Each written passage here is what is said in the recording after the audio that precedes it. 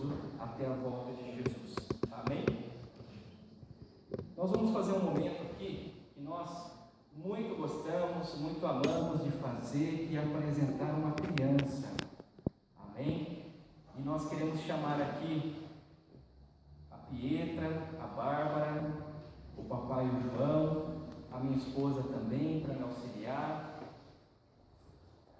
A família também que está aqui, se quiser subir, pode aqui subir.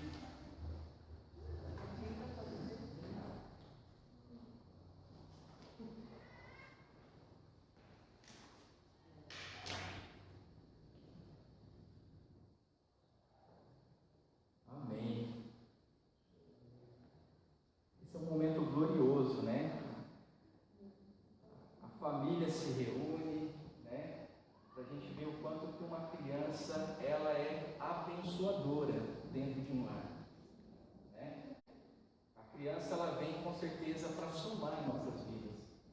Nós temos duas crianças também, e eu posso dizer que quando o nosso primeiro filho nasceu, foi um momento de muita alegria, assim como a segunda filha também, um momento de muita alegria. E eu posso dizer que eu aprendi muita coisa como pai. E uma delas é sentir algo parecido, não que vai chegar aos pés, né? Mas o amor de Deus pelas nossas vidas. A gente se entrega pelos nossos filhos. A gente não mede esforços pelos nossos filhos.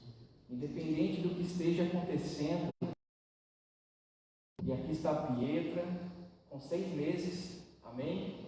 Com 6 meses. E podemos dizer que a Pietra é um presente de Deus na vida da Bárbara e na vida do João. E da mesma forma que na vida da Pietra, a Bárbara e o João também são um presente na vida dela, né? E assim a família, ela se completa para a glória de Deus. A família é uma instituição de Deus. Enquanto que o mundo lá fora quer destruir, né, essa instituição criada por Deus, nós, a Igreja de Cristo, propagamos que a família é uma instituição de Deus. Uma instituição formada por homem, mulher, ou casal, com seus respectivos filhos, para a glória de Deus. Quando nós vamos para Salmo 127, a Bíblia fala que os filhos são herança do Senhor.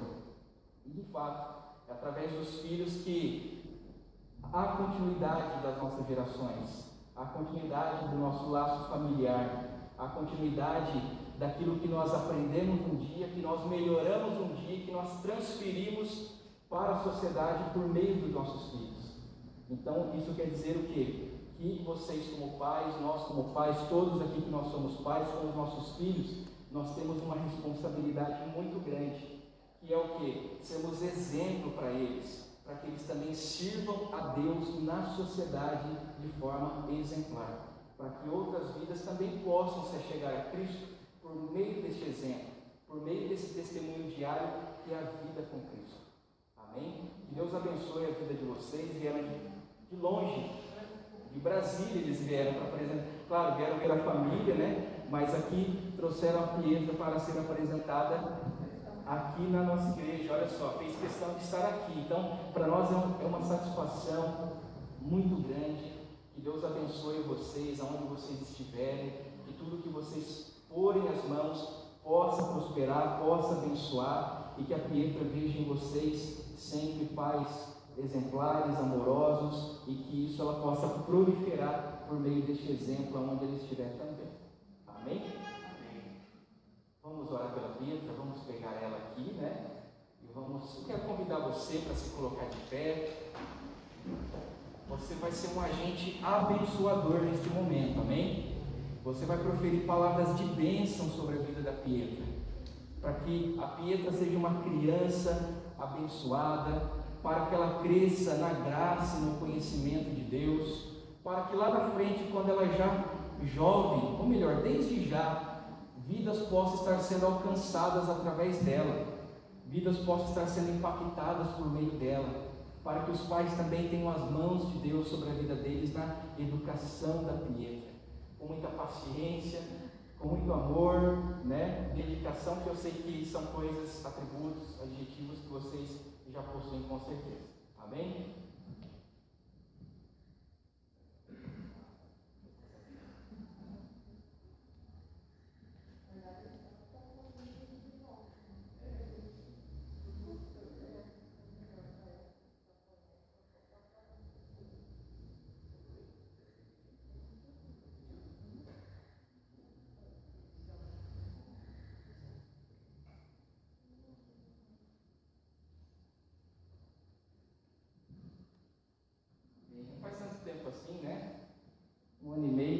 nossa pequena. Amém? Estenda suas mãos, vamos orar pela Pietra, abençoe a vida dela. Amém? Amado Deus, em nome do Teu Filho Jesus, nós apresentamos essa criança na presença do Senhor. Pai amado, a Pietra, Pai, que nós sabemos que é um presente de Deus na vida da Bárbara e na vida do João. E não somente na vida deles, mas na vida dos avós, dos primos, dos tios, de toda a família, Senhor. Deus amado, nós apresentamos essa criança a Ti, ó Pai. Assim como o Senhor Jesus um dia foi apresentado, um dia quando o Senhor foi consagrado e entregue para Deus, nós também consagramos a Pietra ao Senhor, para que o Senhor abençoe a vida dela, faça os caminhos dela prosperar e assim torne ela uma criança a cada dia mais vigorante, abençoadora e também abençoada, Pai. Abençoe os pais da Pietra, a Bárbara, o João, que a cada dia eles possam ter paciência, graça, amor, dedicação, e que assim a Pietra seja uma bênção aonde ela estiver, Senhor. Consagramos essa criança a Ti, entregamos ela ao Senhor e que ela possa ser usada desde já e consagrada ao Senhor, em nome do Pai, do Filho e do Espírito Santo, em nome de Jesus. Amém.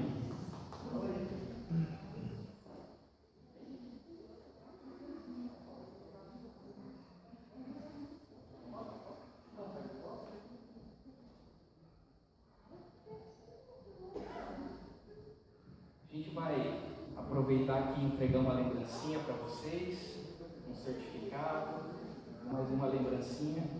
Que Deus abençoe em nome de Jesus. Amém? Vamos tirar uma foto?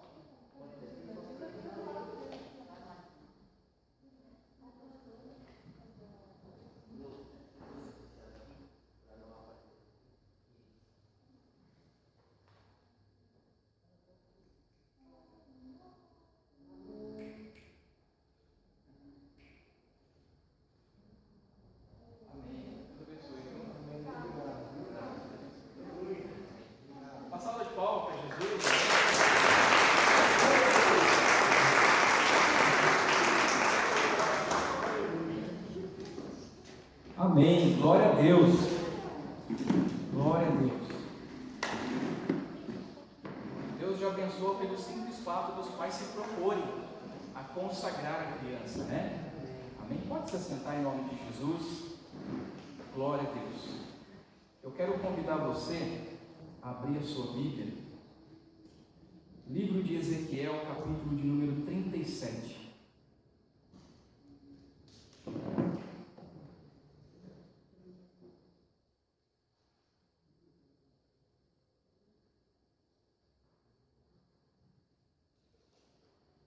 Ezequiel capítulo 37, do versículo 1 ao versículo 14, e diz assim: Veio sobre mim a mão do Senhor, Ele me levou pelo Espírito do Senhor e me deixou no meio de um vale que estava cheio de ossos, e me fez andar ao redor deles.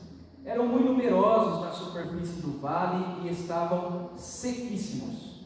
Então me perguntou: Filho do homem, acaso poderão reviver estes ossos? Respondi: Senhor Deus, Tu sabes. Disse-me ele: Profetiza a estes ossos e dize-lhes: Ossos secos, ouve a palavra do Senhor. Assim diz o Senhor Deus a estes ossos: Eis que farei entrar o Espírito em vós e vivereis. Porém tendões sobre vós, farei crescer carne sobre vós estenderei pele, e porei em vós o Espírito e vivereis. E sabereis que eu sou o Senhor. Então profetizei segundo me for ordenado. Enquanto eu profetizava, houve um ruído, um barulho de ossos que batiam contra ossos e se juntavam cada osso ao seu osso.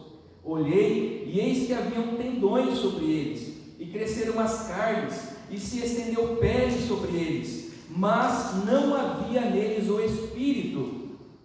Então ele me disse: profetiza ao Espírito, profetiza ao Filho do Homem e dize-lhes: assim diz o Senhor Deus, vem dos quatro ventos, ó Espírito, e assopra sobre estes mortos para que vivam. Profetizei como ele me ordenará, e o Espírito entrou neles, e viveram e se puseram em pé um exército sobremodo numeroso. Então me disse: filho do homem, estes ossos são toda a casa de Israel. Eis que dizem: os nossos ossos se secaram e pereceu a nossa esperança. Estamos de todos exterminados. Portanto, profetiza e dize-lhes: assim diz o Senhor Deus: eis que abrirei a vossa sepultura e vos farei sair dela, ó povo meu, e vos trarei a terra de Israel. Sabereis que eu sou o Senhor, quando eu abrir a vossa sepultura e vos fizer sair dela, ó povo meu. Porém em vós o meu espírito, e vivereis, e vos estabelecerei na própria terra. Então sabereis que eu, o Senhor, disse isto e o fiz, diz o Senhor. Amém? Vamos orar? Senhor Deus, em nome de Jesus, aqui está a tua palavra, a palavra do Senhor, Pai. Deus amado, eu oro para que o Senhor transmita à tua igreja, ao teu povo, aqueles que estão aqui, aqueles que estão ouvindo através, Senhor, das redes sociais, esta mensagem. Que esta mensagem possa penetrar nos corações, possa fazer parte da vida de cada um, e assim nós possamos estar firmes e constantes perante o Senhor até a volta gloriosa de Jesus Cristo. É o que eu te peço e clamo em nome de Jesus. Amém. Amém. Glória a Deus. A quem também está nos acompanhando pelas redes sociais, que Deus abençoe a sua vida aonde você estiver. Amém?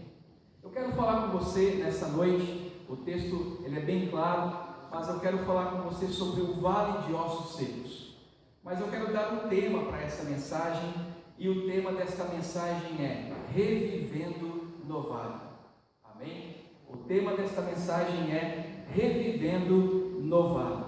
E para nós termos a total compreensão do que Deus quer transmitir às nossas vidas hoje, nós precisamos entender o contexto a qual esse texto ele está inserido. Esse cenário, essa situação está inserida. A Bíblia nos diz que o povo de Deus no Antigo Testamento, o povo de Israel, durante muitos anos afinco, eles permaneceram na prática do pecado, na prática do erro. A Bíblia diz que durante anos, Deus levantou homens e também mulheres para pronunciar a sua palavra, para que o povo se arrependesse e para que o povo retornasse novamente à presença de Deus.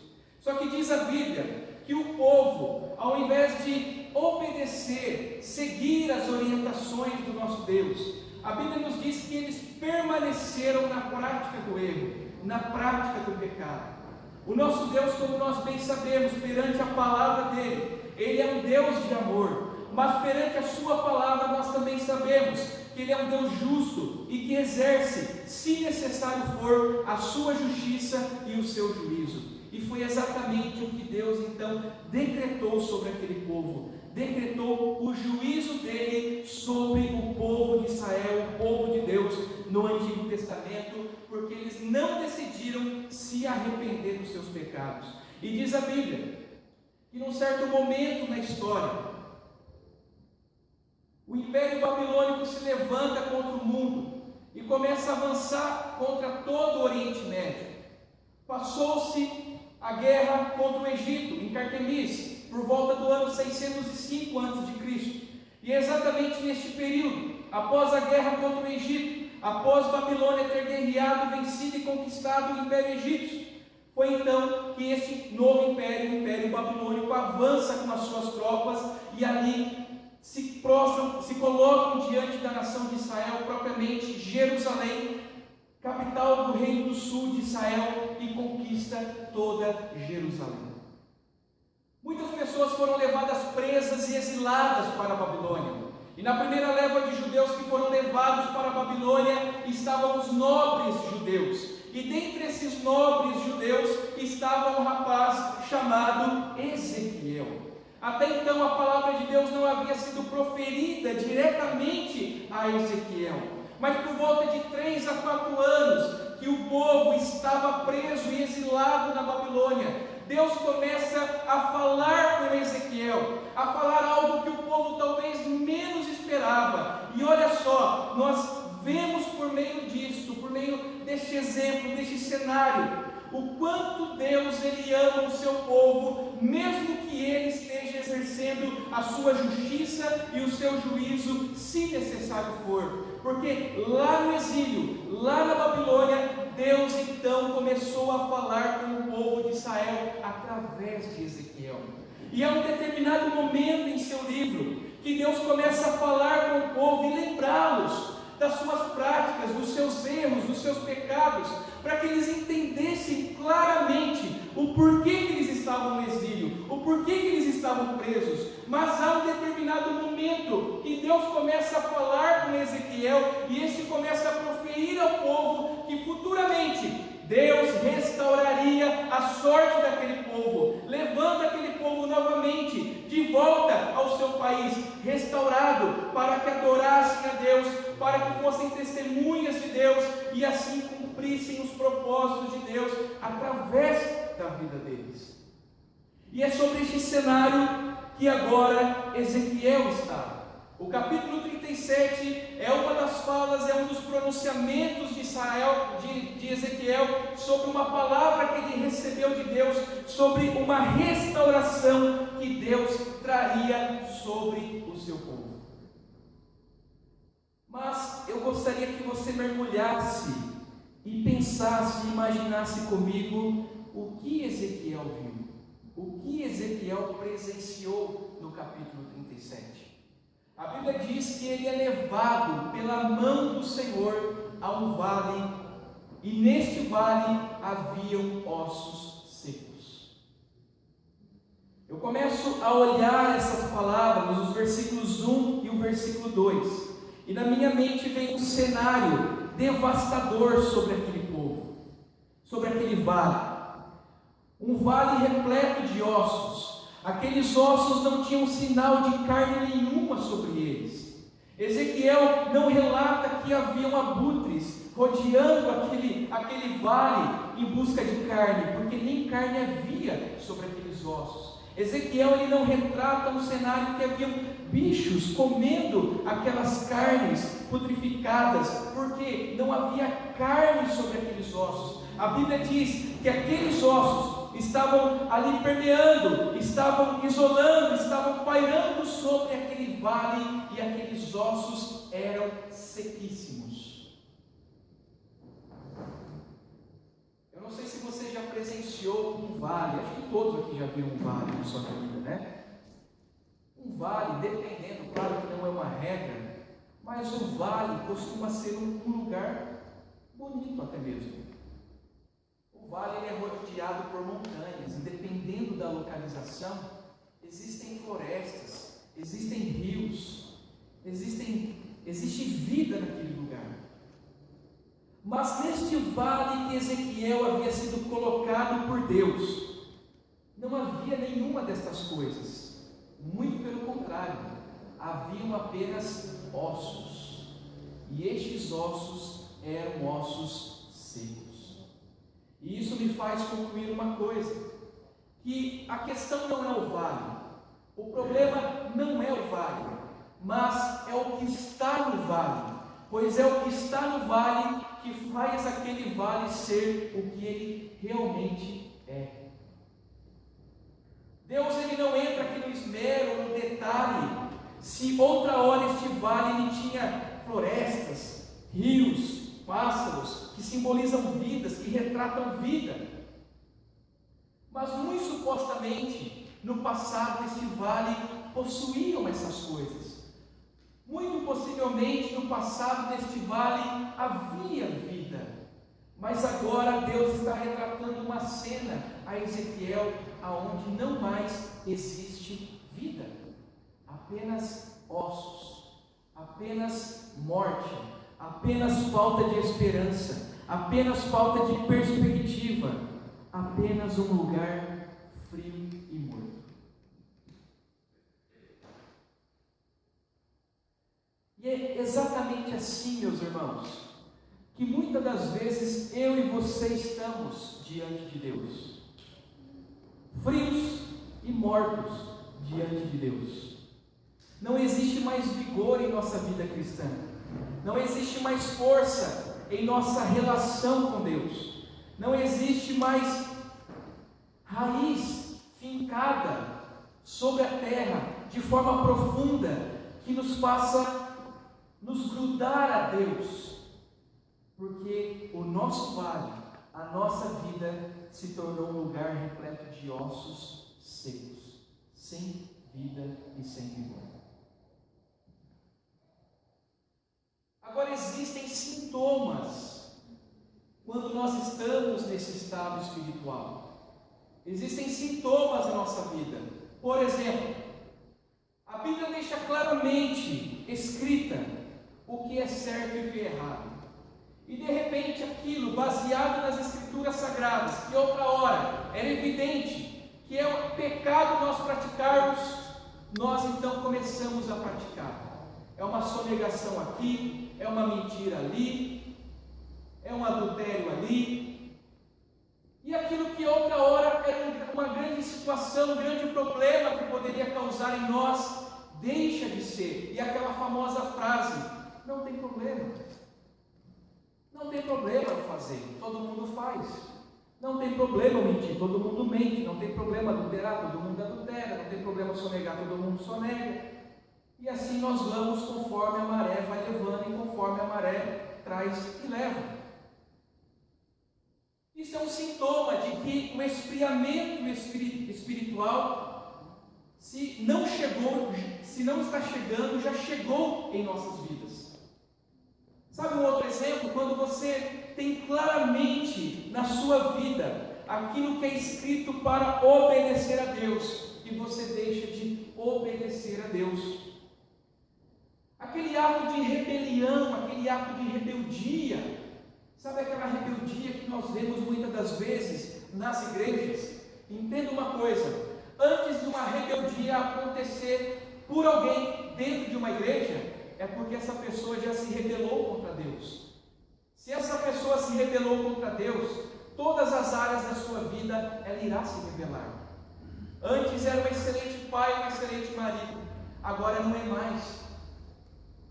Antes era um excelente profissional, agora tanto faz. Antes era um excelente cidadão, um excelente obreiro, um excelente cristão, agora para ele tanto faz. A rebeldia chegou em todas as esferas da sua vida. Mas por quê? Porque antes de todas as esferas terem sofrido a sua rebelião, a rebelião dele chegou primeiramente contra Deus. E sabem o que é esta rebelião contra Deus? Sabe quando nós deixamos de orar, nós estamos nos rebelando contra Deus. Quando nós não temos mais prazer na oração, quando nós nem queremos mais saber em orar, rebelião contra Deus. Quando nós não queremos mais dar o nosso testemunho diário cristão, rebelião contra Deus. Quando nós não queremos mais jejuar, não temos mais prazer nisso, rebelião contra Deus. Quando nós não temos mais prazer em estar com o corpo, em comunhão com a igreja, rebelião contra Deus. As esferas, todas as áreas da nossa vida sofrem por essa rebelião, porque antes nós já nos rebelamos contra Deus. Isso são sintomas e marcas de que a frieza espiritual já se apoderou das nossas vidas, já está nas nossas vidas. E eis aí um grande problema, porque esse esfriamento ele percorre sobre nós, em volta de nós, todos os dias da nossa vida. E a partir do momento que nós abrimos uma fenda, uma brecha em nós, ela entra. E não pense você que esse esfriamento, esse ato de você cair na fé, esse ato de você estar frio na fé, é algo que acontece assim do dia para a noite. Não. É algo que acontece de forma gradativa em nós. E quando nós menos esperamos, nós somos tomados por esta frieza, nós somos tomados por esta falta de vida, nós somos tomados por uma vida seca e árida, sem Deus, sem Cristo e sem o Espírito Santo em nossas vidas. Por isso é muito importante nós zelarmos pela nossa comunhão com Deus. E isso me faz lembrar da história, o que a igreja já passou na sua história. Ontem foi dia 31 de outubro. Dia 31 de outubro, tenho para mim que depois do nascimento, da morte e da ressurreição de Jesus, é a data mais importante para a Igreja de Cristo. Porque foi exatamente em 31 de outubro de 1517 que um homem chamado Martinho Lutero pregou sobre as portas da igreja da Basílica de São Pedro as suas 95 teses. Inconformado com a situação da igreja na sua época, inicia ali um movimento chamado a Reforma Protestante. Reforma essa pelo qual eu e você somos fruto dela. Porque houveram homens que não estavam conformados com a frieza da igreja da sua época, que não estavam conformados com o pecado dos clérigos, com a falta de zelo dos líderes da igreja com a sociedade, com a falta de zelo dos líderes da igreja para com a palavra de Deus. A igreja já não estava mais morna, a igreja estava morta espiritualmente. E estes homens se levantaram. Lutero foi o grande mais falado, mas antes deles houveram outros homens, como John Wycliffe, John Huss, Jerônimo de Savonarola, João Calvino, Zwinglio, homens que se colocaram perante Deus com o propósito de restabelecer novamente a fé centralizada unicamente e exclusivamente na pessoa do nosso Senhor e Salvador Jesus Cristo. E ali inicia-se um movimento de avivamento através da Reforma Protestante. Mas, meus irmãos, nós precisamos tomar cuidado com a nossa vida, ao ponto de que, se for necessário, nós promovermos uma nova reforma de Deus em nós devemos promover e permitir que Deus promova esta reforma em nossos corações, ao ponto de que nós possamos estar firmes em Deus até a volta gloriosa de Jesus Cristo. E nesse texto que nós lemos, há 3 ensinamentos, há 3 elementos que contribuíram e promoveram para que ao final dele, aqueles ossos, que não eram nem mais corpos, não tinha nem mais forma esquelética sobre eles, estavam espalhados, estava em um cenário devastador, de calamidade total, pudesse novamente ter vida. E o primeiro ensino, o primeiro elemento, está no versículo de número 3, que diz assim: então me perguntou, filho do homem, acaso poderão reviver estes ossos? Respondi, Senhor Deus, tu sabes. Sabe o que significa isso? Primeiro, quando Deus se pronuncia com o profeta e diz filho do homem, esse termo aparece mais de 80 vezes no livro de Ezequiel. E este termo nada mais é que mostrar para Ezequiel a sua condição humana, a sua condição de pecado, de que ele, com as suas próprias forças, não conseguiria fazer nada para com a sua nação, não conseguiria fazer nada por ele mesmo, se Deus não estivesse agindo no meio do povo. E é exatamente por esse entendimento que Ezequiel já tinha, que quando ele é questionado pelo próprio Deus sobre se aqueles ossos poderiam reviver, ele diz, Senhor, tu sabes. Sabe o que ele está dizendo? Ele está dizendo, Senhor, eu reconheço a tua soberania, eu reconheço que somente o Senhor pode trazer vida aonde não tem vida. Eu sei que somente o Senhor é que pode reviver aonde não há mais esperança, aonde não há mais perspectiva, aonde não há mais zelo, aonde não há mais vigor. Somente o Senhor pode trazer vida. O primeiro elemento é reconhecer a soberania de Deus sobre todas as áreas das nossas vidas. É você entender que você tem o seu lugar, mas que Deus ele está no trono. Ele é o Criador e tem total domínio sobre a sua criação. Ele se relaciona com o homem na criação, ele se relaciona com o homem na queda, mas ele também se relaciona com o homem na redenção, através de Jesus Cristo. E esse é o ápice da relação de Deus com o homem: redimir a raça humana, redimir o homem, conduzir o homem à salvação em Cristo Jesus. E nós precisamos ter esse entendimento e o reconhecimento desta soberania de Deus. Davi, quando ele escreve uma canção, em 1 Crônicas, capítulo 29, versículo 11, ele diz: Teu, Senhor, é o poder, a grandeza, a honra, a vitória, a majestade, porque tudo quanto há nos céus e na terra, Teu, Senhor, é o reino, e Tu te exaltaste por cabeça de todos.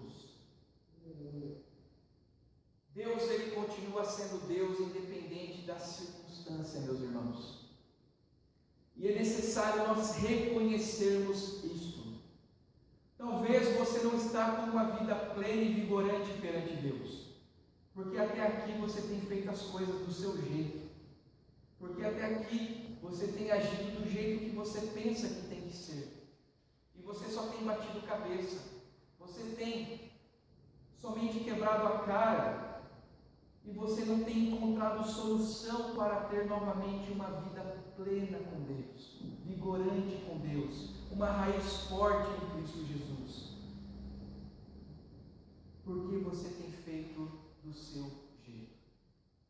E eu gostaria de te convidar a reconhecer que somente Deus pode agir na sua vida.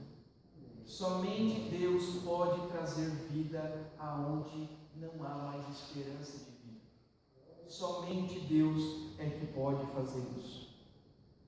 Mas há um segundo elemento pelo qual Deus ele usa para que ao final houvesse vida no meio daquele vale. E este elemento está descrito no versículo 4 ao 6. Eu vou ler apenas o versículo 4 e 5, que diz: Disse-lhe ele: Profetiza estes ossos e dize-lhes: Ossos secos, ouve a palavra do Senhor. Assim diz o Senhor Deus a estes ossos: Eis que entrarei, farei entrar o meu espírito em vós e vivereis. Quando ele diz profetiza, e quando ele diz ossos secos, ouve a palavra de Deus, o segundo elemento para que haja vida é a palavra de Deus. Não é a autoajuda, é a palavra de Deus. E eu posso dizer para você, meus irmãos, com toda a certeza que há no meu coração, a palavra de Deus ela é sensacional. A palavra de Deus, meus irmãos, talvez na minha expressão que eu consigo chegar, ela é magnífica. Ela é surpreendente. Ela traz vigor, ela traz ânimo. Muitos por aí não acreditam mais que a Bíblia é a palavra de Deus. Muitos por aí colocam uma prova sobre a autenticidade das Escrituras Sagradas como sendo a palavra de Deus. Mas eu quero trazer aqui para você, com toda a convicção que há em meu coração e baseada nesta palavra, que ela é a única e genuína palavra de Deus. Nenhum outro livro na história foi escrito por um período de aproximadamente 1.600 anos, por cerca de 40 autores diferentes, de graus da sociedade diferentes, chefe de estado, médico, fazendeiro, gente com alto grau de instrução como o apóstolo Paulo, com baixo grau de instrução como o apóstolo Pedro, por épocas diferentes, anos diferentes, culturas diferentes, mas que ao final de tudo se conclui em uma coerência única de uma palavra. Pessoas que não se falaram entre si ao longo de 1.600 anos, alguns se conheceram, mas muitos deles não. Mas mesmo assim, através dos tempos, através das gerações, através dos séculos, esta palavra foi escrita de uma forma totalmente coerente. E ela é a única que revela o plano de Deus em sua totalidade, cujo objetivo é redimir a sua igreja, o seu povo, o povo de Deus. Não acredite quando disserem para você que a Bíblia não é a palavra de Deus. Que provem o contrário. Não acredite quando alguém proferir alguma palavra que não diz com esta palavra. Analise. Analise o que está escrito e se está condizente com o que está sendo falado. Essa semana eu fiquei perplexo com um certo pregador que diz que a Bíblia precisa ser atualizada. Meus irmãos, a Bíblia não precisa ser atualizada. Como Lutero mesmo disse, a palavra de Deus, ela não é antiga, ela não é moderna, ela é eterna. E como ele mesmo disse, no movimento da reforma, olha, eu não fiz nada, a palavra que fez tudo, foi a palavra que promoveu aquele avivamento há 503 anos atrás. E foi justamente a palavra de Deus que fez homens que estavam pescando na praia, deixaram seus negócios e seguiram Jesus. Foi a palavra de Deus que fez um homem douto na palavra, no Antigo Testamento, o apóstolo Paulo, que perseguia, matava os cristãos, se render a Jesus, ao ponto de ele entregar a sua vida por Jesus. Foi a palavra de Deus que fez os 12, os 11, promoverem o evangelho em sua época, com que os pais da igreja promovessem a palavra de Deus ao longo de suas épocas, porque a palavra é genuína, a palavra de Deus transforma, a palavra de Deus é autêntica e não existe outra que possa substituí-la.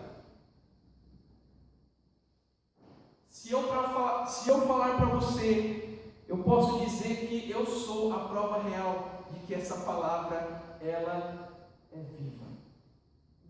Cada um aqui eu sei que tem a sua experiência de conversão. Tem aqueles que em um culto ouviram uma palavra, de qualquer forma foi por meio da palavra, e vieram aqui à frente, se renderam a Deus. Talvez foi você ouvindo uma mensagem através das redes sociais, ou através da rádio, como antigamente, até hoje ainda existe. Mas eu particularmente, irmão, sabe como foi a minha conversão? Um certo dia eu entrei no meu quarto, com a Bíblia na mão. Eu simplesmente comecei a ler. E aí Jesus começou a me transformar. Foi lendo a Bíblia que eu fui convertido ao Senhor. Depois eu passei por um processo de discipulado, de ensinamento, mas foi lendo a Bíblia que eu entendi que eu precisava reconhecer Jesus como o único e suficiente Salvador da minha vida. Ele se revelou a mim através da sua sagrada palavra. Porque ela é viva. É ela que transforma. É ela que traz vida. É ela que traz ânimo. O apóstolo Paulo, quando ele escreve a Timóteo na sua primeira carta, no capítulo 3, versículo 16, ele diz assim: toda a escritura é inspirada por Deus e útil para o ensino, para a repreensão, para a correção, para a educação na justiça, a fim de que o homem de Deus seja perfeito e perfeitamente habilitado para toda boa obra. Ela é única, ela é suficiente e ela é útil para nós.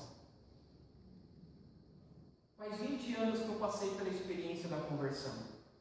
Eu era um adolescente, tinha 14 anos de idade, e até hoje eu sinto Eu sinto surpreendido por Deus todas as vezes que eu estou lendo a sua palavra e estudando a sua palavra. Prova real disso é minha esposa que está aqui. Quantas das vezes eu estou lá no nosso escritório estudando a Bíblia, Deus fala algo ali comigo, eu falo, meu Deus, eu nunca pensei nisso, eu vou compartilhar com ela, não é? E ali ela vê a minha felicidade de estar compartilhando aquilo que eu nunca tinha percebido, já tinha lido 1 milhão de vezes na vida, mas nunca tinha percebido. Eu falo, meu Deus, é isso que o Senhor está falando aqui? Eu nunca vi isso. E ali eu tenho o real entendimento do que é aquele texto. E ela vê, ela é prova de quão feliz que eu fico. Eu saio do quarto, eu vou lá conversar com ela, eu preciso compartilhar. Olha, é isso que o texto está dizendo. Porque essa palavra, meus irmãos, que não precisa ser atualizada, ela se renova dia após dia em nossas vidas. Porque a vontade de Deus é que tenhamos uma vida de vigor na presença dEle.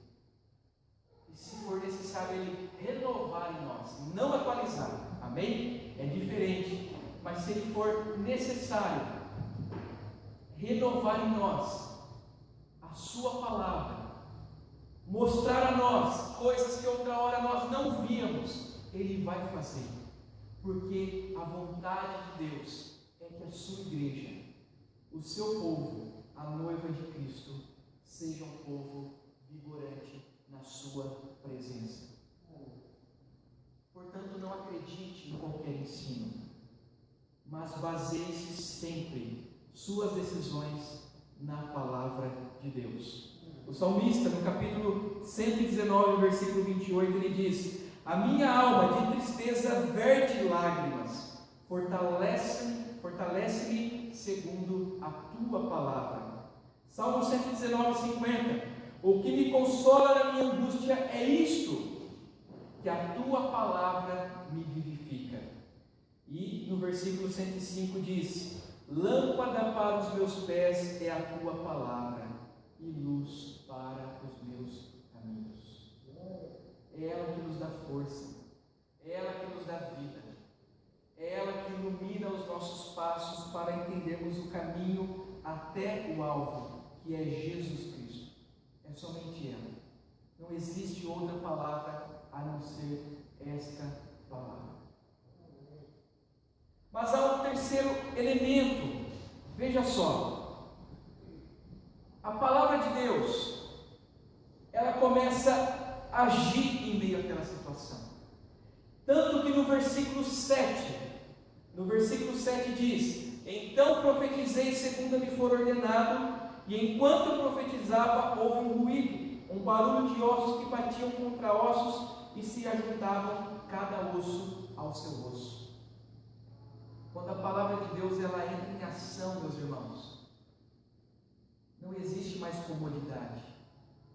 As coisas começam a se encaixar em nossas vidas.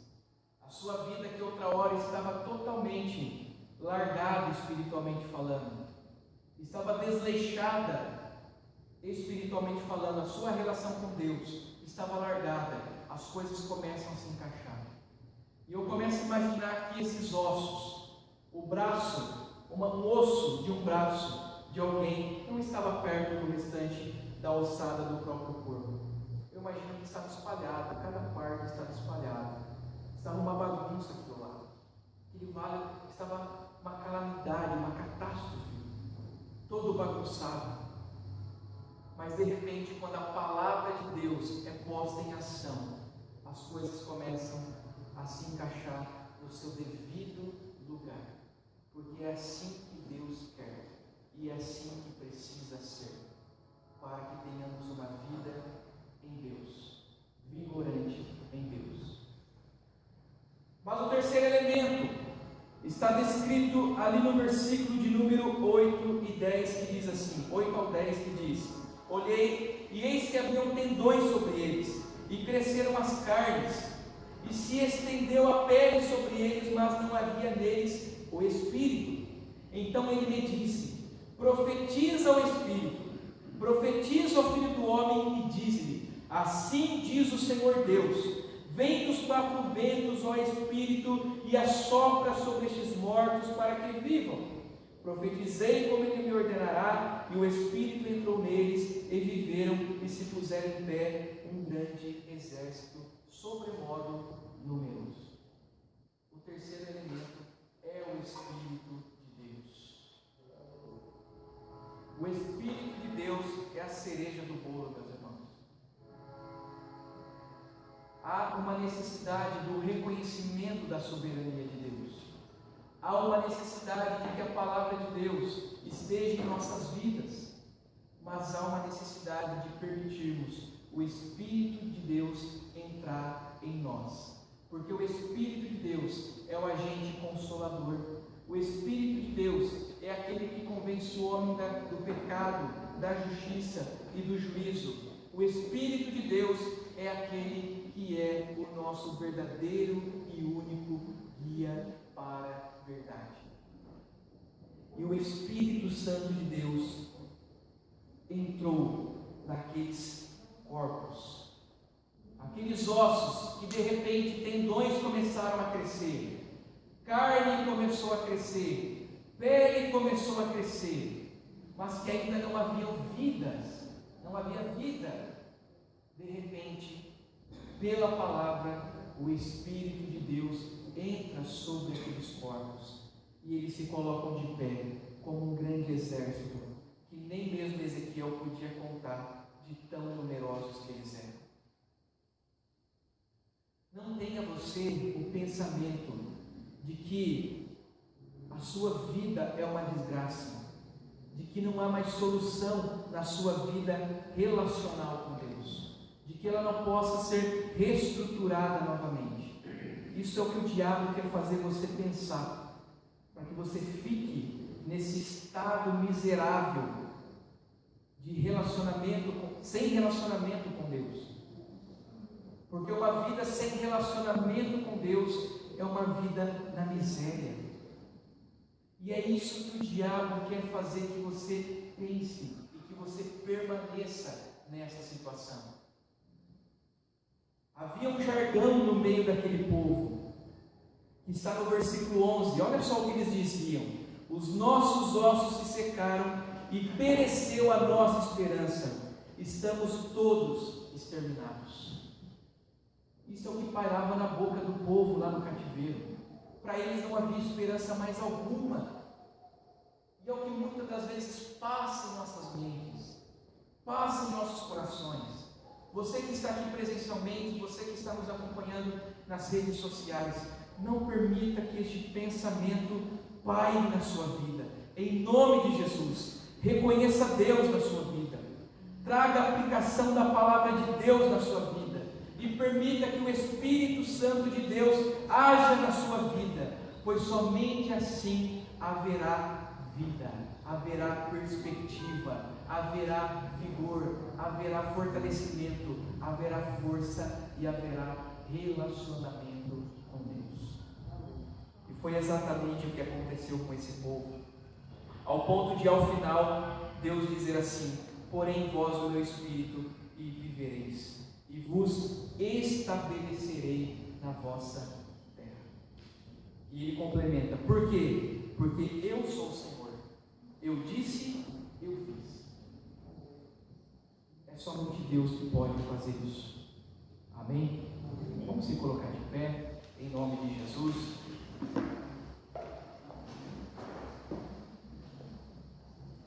Eu gostaria que você fechasse os seus olhos para nós orarmos.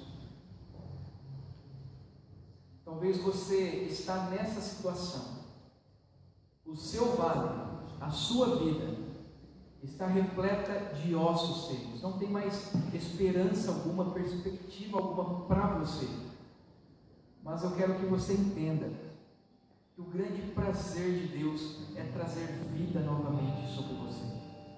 É fortalecer você novamente perante Deus. Para que você caminhe até a volta gloriosa de Jesus, firme e constante, com a sua fé enraizada na pessoa de Jesus Cristo, aguardando a volta gloriosa de Jesus. como ali o apóstolo Paulo, ele mesmo fala em sua carta aos Tessalonicenses, quando nós seremos conduzidos aos ares e nos encontraremos com o Senhor nosso Deus. Esta deve ser a nossa esperança, a volta gloriosa de Jesus, a qual Ele virá buscar a tua igreja, a sua noiva, a quem Ele morreu, mas também ressuscitou, a quem Ele redimiu para a sua glória eterna. Senhor, em nome de Jesus Cristo, eu apresento cada vida que está aqui, Senhor. Pai amado, cada vida que se prontificou a estar na sua casa para buscá-lo, para adorá-lo. Talvez há alguém aqui, Senhor, presencialmente, ou alguém que está através da rede social, Senhor, ouvindo esta palavra, e para ela não há mais nenhuma luz no fim deste túnel, Senhor. Talvez pensamentos negativos, de que não há mais esperança, de que não há mais solução para que esta vida seja restabelecida novamente em Ti. Mas, Senhor, eu quero orar para que este pensamento saia dessa vida, mas principalmente para que haja o reconhecimento da Sua soberania, para que a Tua palavra haja nessa vida e para que o Teu Espírito Santo transforme esta vida, trazendo novamente força, vigor para ela, para que ela esteja firme e constante no Senhor, Pai. Deus amado, abençoe esta vida também, que talvez não esteja nessa situação, que está firme em Ti. Ajude essa pessoa a permanecer nessa firmeza, nessa força, com essa raiz grossa, com essa raiz fincada no Senhor. Ajude essa pessoa a permanecer em Ti, em nome de Jesus Cristo. Deus abençoe. Dê uma semana abençoada para o Teu povo. Dê uma semana abençoada para estes que estão aqui, para aqueles que estão acompanhando, Senhor, através das redes sociais, para os nossos irmãos que não puderam estar aqui nessa noite. Dê uma semana abençoada para eles, em nome do Senhor Jesus Cristo. Amém, Jesus. Amém. Amém, meus irmãos. Você entendeu essa palavra? É importante você sair daqui entendendo o propósito de Deus na sua vida. Amém? E com certeza este propósito é de vida, é de vigor, é de ânimo, é de uma vida constante com Ele, em nome de Jesus. Amém? Hoje o pastor Valdinei e a sua família não está aqui conosco, ele tinha um compromisso, não pôde estar aqui. Alguns irmãos, devido ao feriado, também estão viajando, não puderam estar aqui. Amém? Mas Deus está abençoando eles, onde eles estiverem. Que Deus abençoe a sua vida, você que se prontificou a estar na casa de Deus no dia de hoje. Amém? Esse feriado prolongado. Que Deus abençoe poderosamente a sua vida, em nome de Jesus Cristo. Amém? Que Deus abençoe os visitantes aqui essa noite. Aqui a família do presbítero Tiago, a Bárbara, o João, a Pietra. Que Deus abençoe vocês. Amém? Não sei se vocês voltam para Brasília, mas se voltam, que Deus abençoe a viagem de vocês, em nome de Jesus Cristo também. Os familiares, os amigos que estão aqui, a todos que estão aqui, a todos que estão acompanhando também pelas redes sociais, que Deus abençoe em nome de Jesus. Amém? Estenda suas mãos.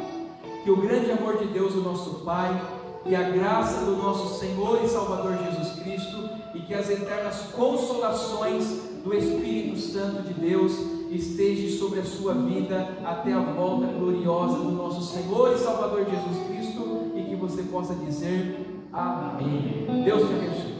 Amém.